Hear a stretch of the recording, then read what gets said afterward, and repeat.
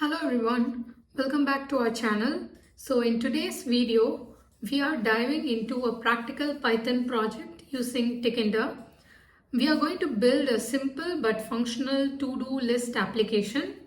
I'll walk you through the code step by step so that by the end of this video, you'll have a solid understanding on how to create your own to-do list app using the graphical user interface using Python. So let's get started. For this, let me first create a file. So here, first let me import OS. So this import OS module provides functions for interacting with the operating system. So it's not directly used in the code, but it could be helpful for file operations or environment management. Next, let's import Tkinter as tk. Then from import from Tkinter, import ttk message box, then import JSON.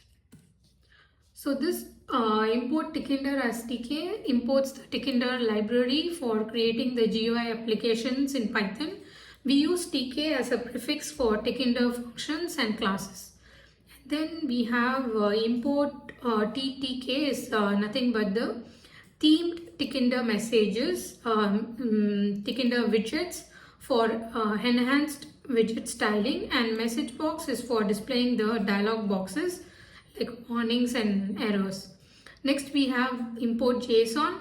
So this module imports the JSON to handle saving and loading the task in JSON format. Now let's define the ModernTodo class. First, let me copy this. So this ModernTodo class, this class defines the class name is defined as ModernTodo that encapsulates the entire to-do list application. So first we have a define underscore init self master. So this initializes the class and its attributes. So the master parameter refers to the root Tkinter window, and then self.master equal to master stores the master window as an instance attribute for easy access throughout the class. Next we have the self.master.title. So we can give any title you want. Modern to-do list is the title I'm going to set for the main window. And then we have the geometry. This defines the size of the main window as 400 cross 500 pixels, and then we have configure. This sets the background color of our window, which is light gray in our case. Next, we have the styling. So let's configure the styling. So this one, first line style equal to ttk.style. This creates a style object to customize the appearance of our widgets. And then we used a theme use, and in there we pass in clam. So this sets the theme of the application to clam, which is a modern and flat style. Next we have style.configure t-frame and the background. This configures the t-frame style to a light gray background. Then we have the frame of our window, and then we have the button. So this button, a T button, configures style with padding and with the font Helvetica to size 10. Next we have the T entry, which configures the T entry style similarly to our T button with the padding and the font to set to 10. Then we have tree view. This is also configured to the font Helvetica and font size to be 10, and the row height is set to 25 pixels. Next we have the header, the heading of the tree view with a bold font using the same font, and the font size is set to 11. So save. Next let's move on to creating the main frame. So let's create the main frame using the self.frame equal to ttk.frame, and we have passed in the self.master padding. So this creates a frame within the main window with a padding around its content. And then we have self.frame.pack. So this packs the frame into the window, allowing it to expand and fill the available spaces. Next, let's add the task entry field and all the button. So this is done here.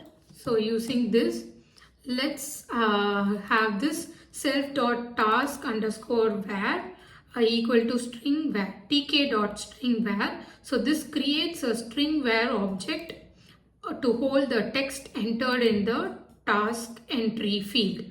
And then we have self.task entry equal to ttk.entry. In there we pass the self.frame from here, and the text variable is set to self.task var and width is 30. So this basically creates an entry widget for the input task linked to the self.task var, and its width is 30 characters. It allows up to 30 characters. And then we have a grid. So this places the entry widget in the grid at row 0, column 0 with padding at x and y direction, and it makes it expand horizontally. And then we have add button equal to ttk dot button. In there we pass in the self.frame, text is add task, and the command is self.add task. So this is a button labeled as add task that triggers this add task method when clicked. And then also we had the row and column padding to it. Next we have, so after this button we also have to add it into the grid. And now let's move on to creating the task list display. So this is done here.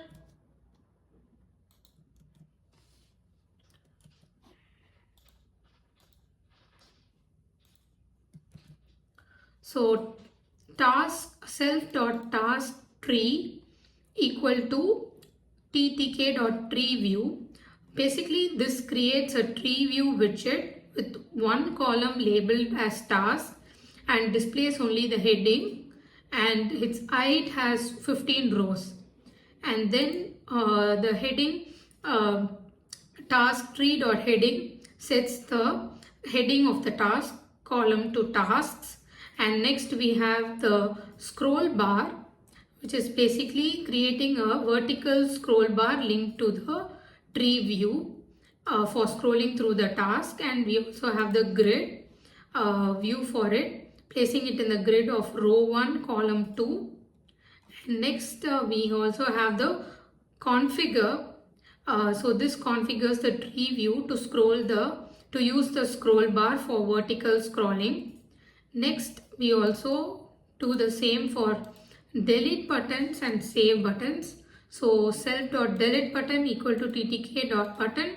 So we name the button name created as a delete task, and it also calls this method when clicked.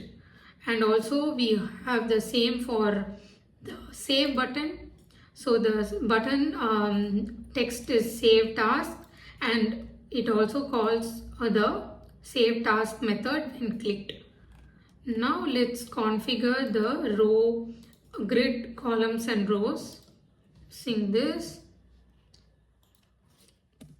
So self.frame.column configure. This configures the first column, which is index 0 in the grid, to expand and fill the available spaces. Next we have the row configures the second row, which is index 1 in the grid, to expand vertically and fill available spaces. Now let's load using self.load tasks. So this load task calls this load task method to load any previously saved task from the JSON file and display them in the tree view. I can show you the example on how it is done later. Next we will add all the tasks. The first task is with the method define add task. So the first method is add task. Let's code it. Task equal to self.task add.get if task self.task tree.insert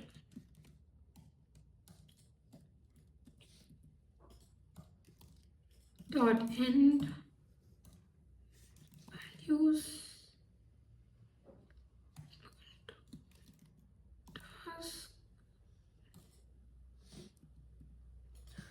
So inside this method, so basically this method is basically to handle adding a new task. So in here we have task variable equal to self.taskWhere.get. So this line basically retrieves the task text from the entry widget and it saves into this task variable.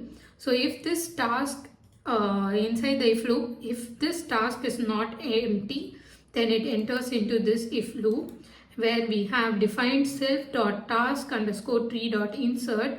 This inserts the task into the tree view, and then we also have self.task_where.set.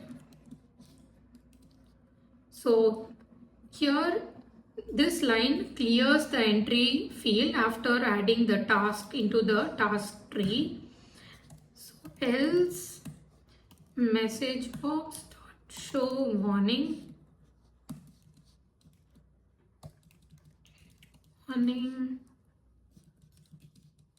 please enter a task. So this displays a warning message asking the user to enter the task if this task is empty. Now let's go and define the method delete task. So define delete task self selected item self.task tree.selection method. So this basically defines the this method basically is to handle a deleting task. So the first thing is selected item. So here self.taskTree.selection retrieves the currently selected task in the tree view and saves into the selected item variable. And if selected item, so if this line checks if the task is selected, then it just does deleted self.task_tree.delete selected item. So once the user selects a task to delete, if that is true, then it enters and it deletes the selected item from the tree view, else prints out the message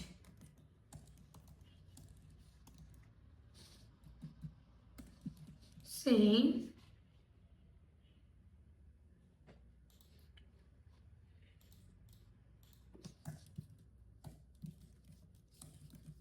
morning, please enter a task.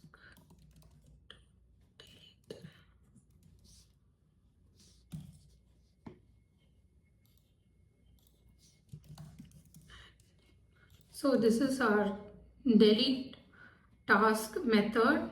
Next, let's do the save task.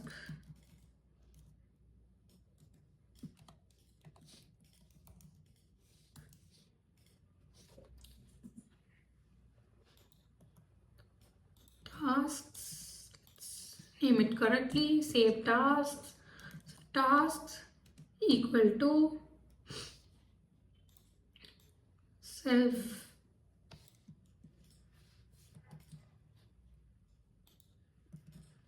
So what I have done here is, so first this save task is the method to save the current list into a JSON file, and task equal to self.task3.item get child and the values index for child in self.text get children. So this creates a list of all tasks in the tree view by iterating over each child element and extracting the task value. So this is to get the value for the particular task from the list, and then with open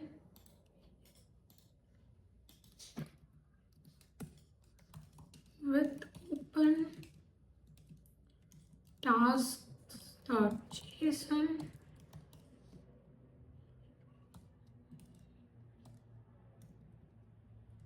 as if json.tasks if. So what this does is, so we have just opened with this line, we just opened the JSON file in the write mode, and json.dump tasks. So this saves the list of the task as a JSON data into the file. So it opens the task file and saves the tasks that we want to save. So this is the function defined to save the tasks.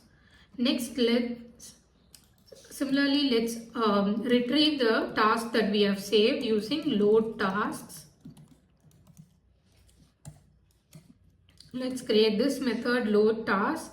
So here I type try in there with open tasks.json in read mode as if tasks equal to json dot load if. So here, so with open this line, we make sure that we open the JSON file in read mode, and then task equal to task json.load loads the JSON data from the file into the Python lists, which is saved into this variable tasks. Now let's iterate over the list using a for loop.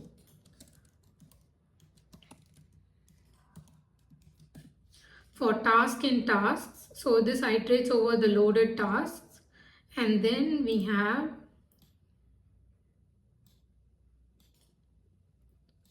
insert option. So self.task3.insert. So here what it does is it inserts each task into the tree view. So this is where from our save task we load the tasks into our tree view, and then we have a exception file not found error, just pass. So if there is no task to retrieve, then it just does nothing. Now to run the application, we have to call the function if underscore underscore name, invoke the class equal to underscore underscore main. So this checks if the script is being run directly. So it then imports root tk.tk. So this creates the main Tkinter window, and then we have app as ModernTodo, pass in the root. So this instantiates the ModernTodo class, passing the root window to it, and then we do the root.main loop. So this starts the Tkinter event loop. This keeps running the application until it's closed.